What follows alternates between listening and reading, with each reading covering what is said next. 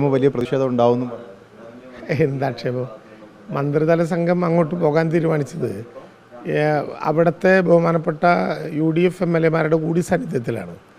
അങ്ങോട്ട് വരണം എന്നവർ നിശ്ചയിച്ചു. അതിൻ്റെ അടിസ്ഥാനത്തിൽ ഞങ്ങൾ അങ്ങോട്ട് പോകാൻ തീരുമാനിച്ചു. അതിലെന്തെങ്കിലും പ്രതിഷേധം ഉണ്ടെങ്കിൽ അവർ പറയട്ടെ. പ്രതിഷേധം സ്വാഭാവികമല്ലേ, ജനാധിപത്യത്തിൻ്റെ ഭാഗമാണ്. ജനാധിപത്യം കൈയടിച്ചാലുണ്ടാകുന്നതല്ല. പ്രതിപക്ഷത്തിൻ്റെയും ഭരണപക്ഷത്തിൻ്റെയും കൂടി അഭിപ്രായം ചേരുന്നതാണ് ജനാധിപത്യം. ഇന്നിപ്പോൾ എന്തായിരിക്കും അവിടെ പ്രധാനപ്പെട്ട പരിഗണന? അത് നിങ്ങളോട് പറയേണ്ട കാര്യം എന്താണ്? അവിടെ ജനങ്ങളുമായി ബന്ധപ്പെട്ട എല്ലാ പ്രശ്നങ്ങളിലും മുഖ്യമന്ത്രിയുടെ സാന്നിധ്യത്തിൽ ഞങ്ങളൊരു പൊതുവായ ധാരണ എടുത്തിട്ടുണ്ട്.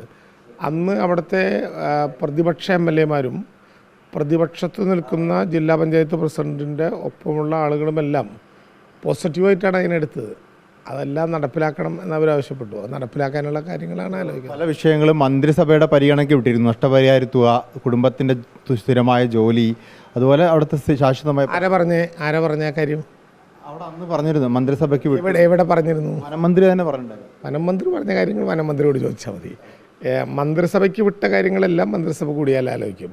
വനമന്ത്രി പറഞ്ഞ കാര്യങ്ങൾ വനമന്ത്രിയോട് ചോദിച്ചാൽ കൃത്യമായിട്ട്. നഷ്ടപരിഹാര തുകയുടെ കാര്യത്തിൽ നഷ്ടപരിഹാര തുകയുടെ ഉൾപ്പെടെയുള്ള കാര്യങ്ങളിൽ നിങ്ങൾ പറഞ്ഞാണ് വനമന്ത്രി പറഞ്ഞു വന്ന് വനമന്ത്രിയോട് ചോദിക്കുക.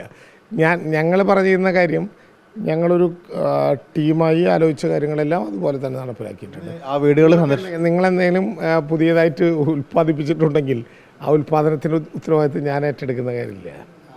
അന്ന് പറഞ്ഞിരുന്നു.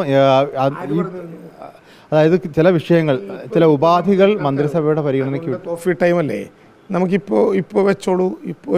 മുഖ്യമന്ത്രിയുടെ തീരുമാനത്തിന് വിധേയമായിട്ട് ഏതെങ്കിലും കാര്യങ്ങൾ ആലോചിക്കുക. ഇപ്പോൾ റിപ്പോർട്ടർ വെച്ചോളൂ, ഞാൻ കാണാം. അപ്പോൾ അതിനകത്ത് ഉണ്ടെങ്കിൽ നമുക്ക് തീരുമാനിക്കാം. ആര് പറഞ്ഞു നിങ്ങളോടൊന്നും എനിക്ക് മനസ്സിലായില്ല ഇതുവരെ.